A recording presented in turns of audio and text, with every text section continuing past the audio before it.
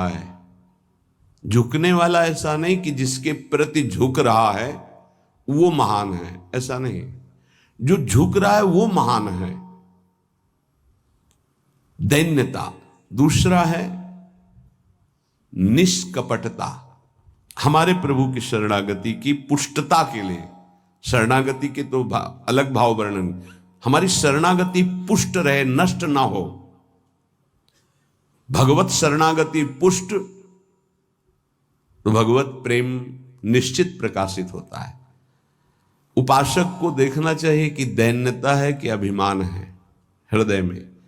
दैन्यता का स्वरूप है किसी भी तरह से हमें गाली दी जाए, अपमान किया जाए, निंदा किया जाए, तिरस्कार किया जाए तो मुझे ऐसा ही लगे कि मैं ऐसा ही हूं, इसी का पात्र हूं।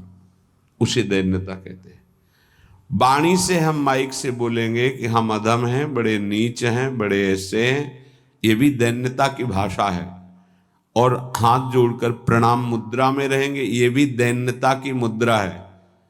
लेकिन यहां हृदय की दैन्यता को कह रहे हैं कि जब कोई दूसरा कहे तू नीच है, अधम है, पाखंडी है, दंभ करता है, भक्ति नहीं है, और अपने को सीधी बात ये लगे कि सही बात है, मैं ऐसा ही हूं, इसे दैन्यता कहते हैं। शरणागति हमारी जो विक्षिप्त हो जाती है, जो दोषयुक्त हो जाती है, जो पूर्ण नहीं हो पाती शरणागति, उसका कारण देहाभिमान, उसका कारण गुणाभिमान, साधनाभिमान, इनमें से कोई न कोई अभिमान होता है। इसलिए कह रहे सबसे पहला लक्षण बाबा की विचार में दैन्यता, और ये बहुत प्रिय है दैन्यता भगवान को। दूसरी है निष्कपटता। कपट नहीं रखना चाहिए। हरि और गुरुदेव, हरि गुरु चरण सेवा अनुसरहु, अर्चन बंदन संतत करहु, दास संतन कर सुख लाओ। हृदय में कम से कम एक जगह तो निष्कपटता आ ही जाए गुरुदेव भगवान से। पर ये बहुत छलिया मन है, ये सर्वज्ञ प्रभु से भी छल करना चाहता है, बहुत छलिया है। अगर हमारी शरणागति का अपहरण कोई करता है तो अभिमान और कपट, दूसरा जब निष्कपटता है तो कपट अगर है तो हमारी शरणागति ढक जाएगी। मोहि कपट छल छिद्र न भावा, मेरे प्रभु कह रहे हैं। यही दरबार दीन को आदर, पक्की बात। पहला है दैन्यता, दूसरा है निष्कपटता। शरणागत उपासक के हृदय में कपट नहीं। कपट का मतलब होता है कि मुख से कुछ और बोल रहे हैं और हृदय में कुछ और है। ये कपट प्रायः अपने लोग बहुत अच्छी तरह हृदय में सजा के रखते हैं, इसीलिए शरणागति पुष्ट नहीं होती।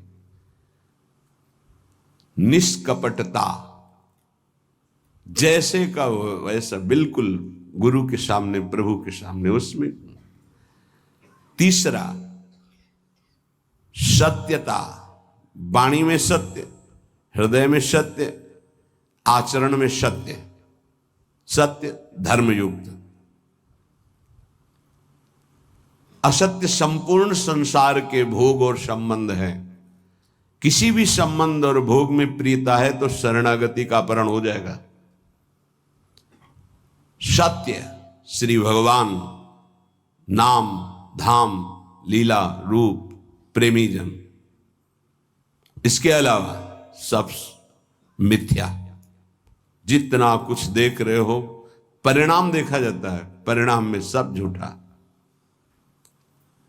चौथा सर्व समर्पण।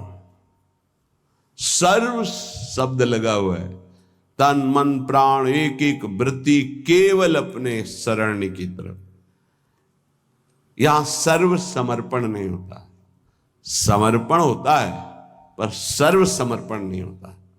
सर्व समर्पण कुछ हमारी पर्सनल वृत्तियां हैं, कुछ हमारी शर्तें हैं, कुछ हमारा है, तो सर्व समर्पण नहीं। सर्व समर्पण दशरथ जी महाराज के श्रीमुख के वचन, नाथ सकल संपदा तुम्हारी, मैं सेवक समेत सुत नारी, सर्वस्व आपका प्रभु।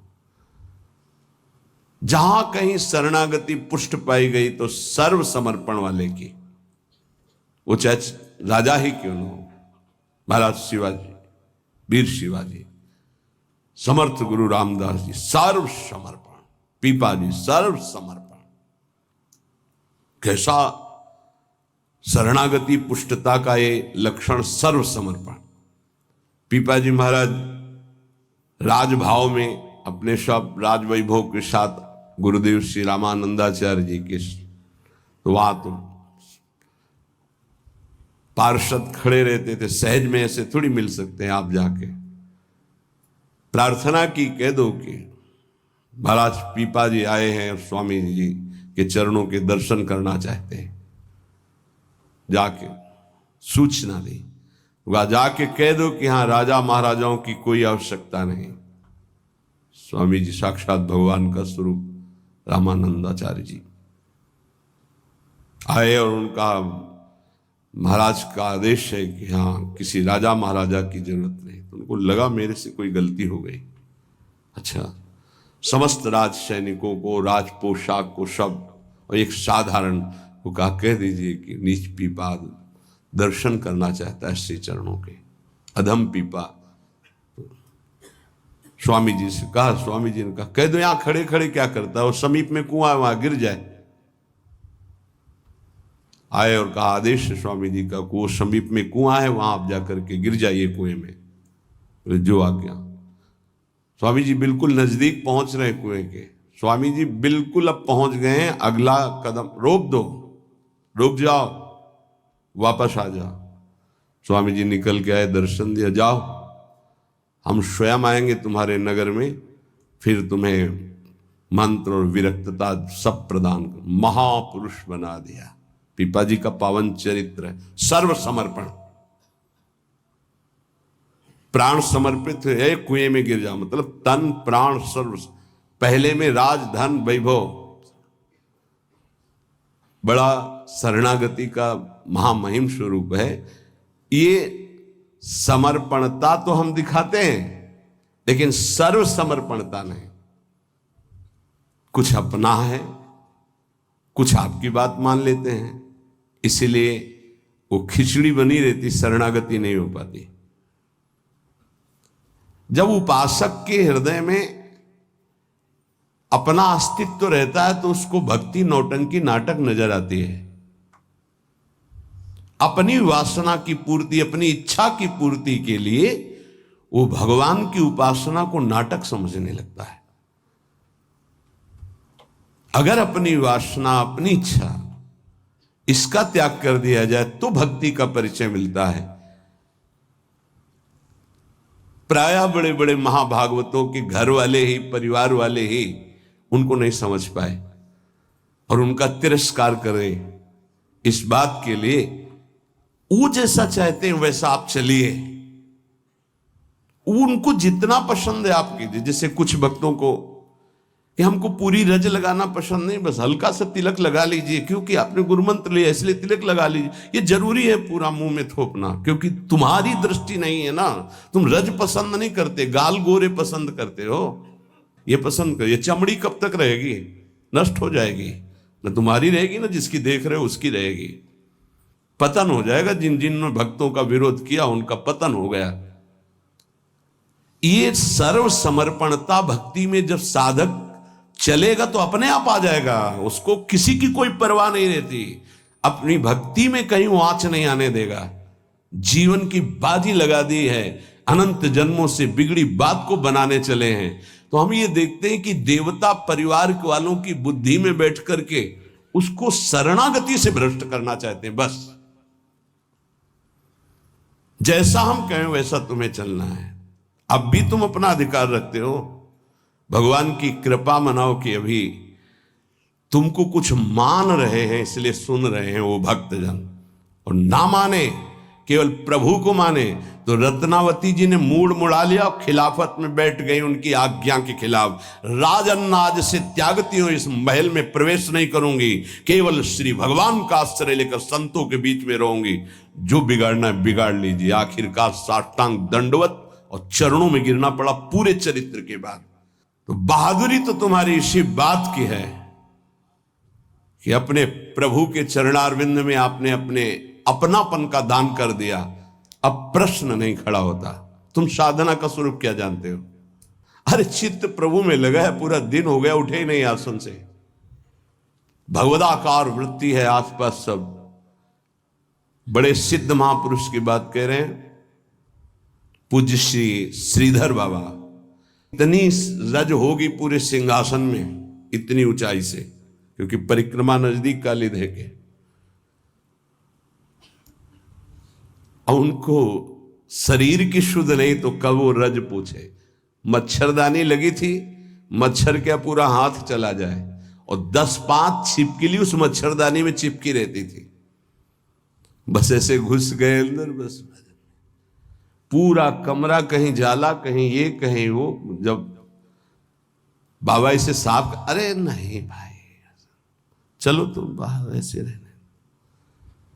जहां उनकी स्थिति है, कभी कभी ऐसी स्थिति देखी है कि जो वाणी से नहीं बोल सकते, ऐसी अनिर्वचनीय स्थिति। आंखों से अश्रुधारा, शरीर कांप रहा सैया पे, छूने की हिम्मत नहीं, चरण चापने गए, होश ही नहीं बाबा को, ओठ फड़फड़ा रहे हैं। कैसी भगवदाकार एकदम स्थिति। जब उपासक चित्त प्रभु से जुड़ेगा तो ये सब अच्छा नहीं लगता। बढ़िया संगमरमर, बढ़िया सैया, बढ़िया नहीं खान पान ते भावे है, नहीं कोमल वसन सुहावे है, सब विषय लगे ते खारा है, हरियासिक का मग न्यारा है। क्या चल रहा है? ये दिमाग क्या कह रहा है? हर भाव हमारा केवल लौकिकता से जुड़ता है। भजन को क्या जाना है? लौकिकता सिद्धांत को भजन माना जाता है। इसीलिए यहां शरणागति की ये अलग कोटि से वर्णन कर रहे हैं बाबा। नहीं, नवधा भक्ति का जो वर्णन होता है ना, उसमें श्रवणम कीर्तनम स्मरणम, शरणागति को बचाने की बात, पुष्ट करने की बात, पूर्णता की बात। 5वां सर्वाधारता। कोई भी हो, सबका आधार भक्त बन जाता है, घोर विषयी को भी रास्ता दे देता है। चलो ऐसे चलो भगवान के मार्ग में। सच्ची कहते हैं, कोई अगर भक्तों के हृदय को जान जाए तो लूट ले, माला माल हो जाए, पर वो भगवान ऐसी